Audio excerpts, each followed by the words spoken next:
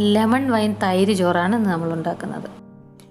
ജീരകാരി, പുളി കുറഞ്ഞ തൈര്, കുരുമുളക്, നാരങ്ങാത്തോല്, പച്ചമുളക്, ലെമൺ വൈൻ, കൂടാതെ വെണ്ണയും. ചൂടായ കുക്കറിലേക്ക് നമുക്ക് ബട്ടർ ഇട്ട് കൊടുക്കണം. അത് ഉപ്പുള്ളതായാലും ഉപ്പില്ലാത്തതായാലും കുഴപ്പമില്ല, ഉപയോഗിക്കാം. ഇനി ചുവന്ന മുളക് മുറിച്ചിട്ട് കൊടുക്കാം.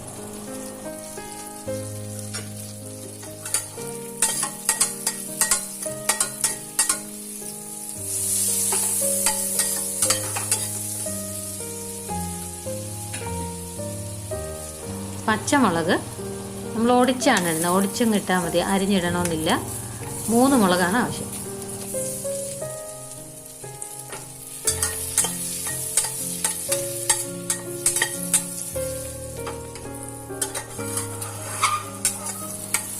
ഇനി നമുക്ക് ലെമൺ വൈനാണ് ഇടേണ്ടത്. അത് നല്ല മൂത്ത ലെമൺ വൈനാണ്. അതിൻ്റെ അരിയൊക്കെ കളഞ്ഞ് ഇടണം.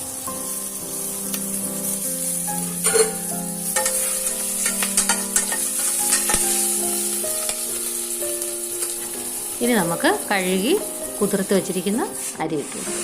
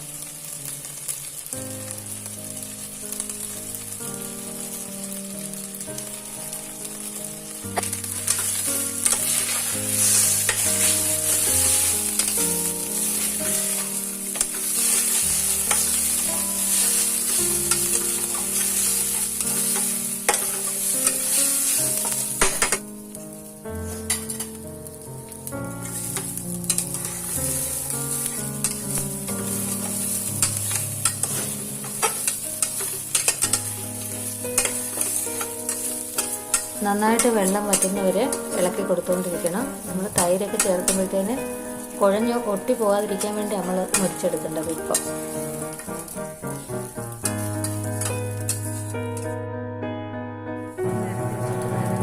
ഇനി നമുക്ക് മുഖത്തെ വെള്ളം ഒഴിച്ചു കൊടുക്കണം. ഇത് അരിയുടെ മുകളിൽ വന്ന് നിൽക്കത്തക്ക രീതിയിൽ വെള്ളം ഒഴിച്ചു കൊടുക്കണം.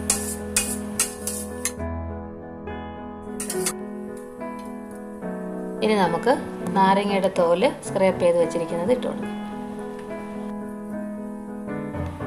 അവരവരുടെ രുചിഭാഗത്തിനനുസരിച്ച് കല്ലുപ്പിട്ട് കൊടുക്കാം.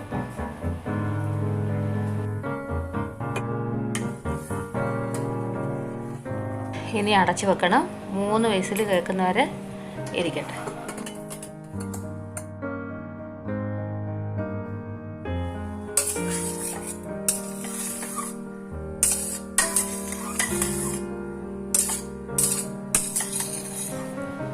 അരി നല്ല വെന്ത് പാകമായിട്ടുണ്ട്. ഇനി നമുക്ക് താളിക്കണം.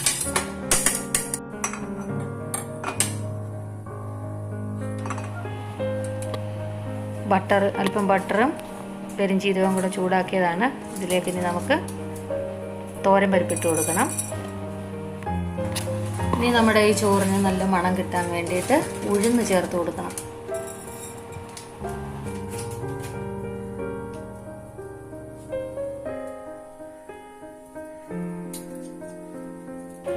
ഇനി ചേർക്കുന്നത് കുരുമുളക്.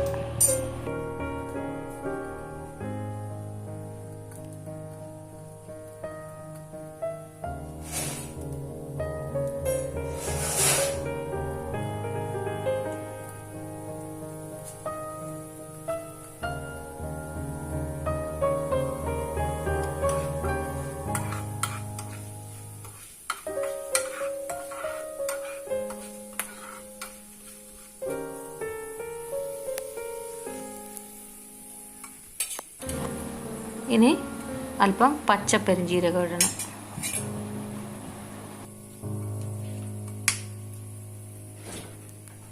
ഇനി സ്വാദ് കൂട്ടാനായിട്ട് നമ്മൾ അവസാനം ഇടുന്നത് കരിവേപ്പില.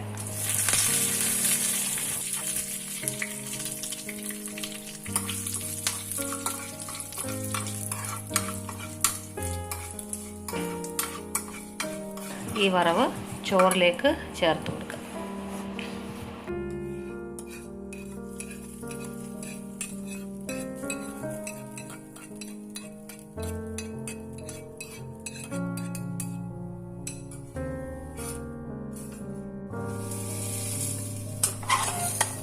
നന്നായിട്ട് യോജിപ്പിച്ചെടുക്കണം.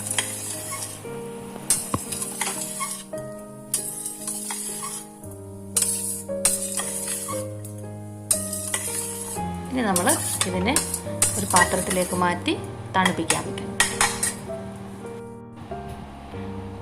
തൈരിലേക്ക് കട്ട തൈരിലേക്ക് ഒരു ഐസ് ക്യൂബ് ഇട്ട് അതിൻ്റെ ടോപ്പിൽ നമ്മൾ ബട്ടർ ഇടയ്ക്ക് മാറ്റിയതാണിത്. ഇനി ആദ്യം നമ്മൾ ചേർക്കുന്നത് ബട്ടർ മാറ്റി വെച്ചതിൻ്റെ മിച്ചം കിട്ടിയ തൈരിനെ നമ്മൾ ചേർത്ത് ഇളക്കുക.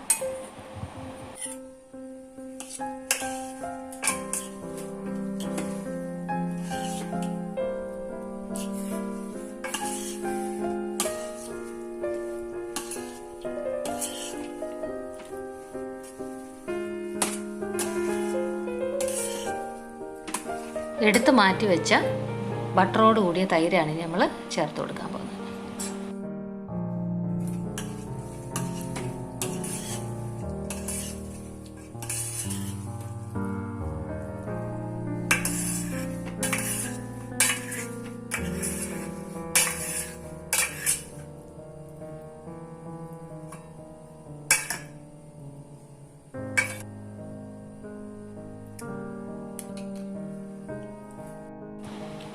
ഇതിൻ്റെ കൂടെ നമ്മൾ ഗാർണിഷിംഗ് ആയിട്ട് ഇടുന്നെങ്കിലും രുചികരമായി കഴിക്കാൻ പറ്റുന്നതാണ് ദോശപ്പൊടി എന്ന് വിളിച്ചു വരുന്ന ഉഴുന്ന് ചമ്മന്തി.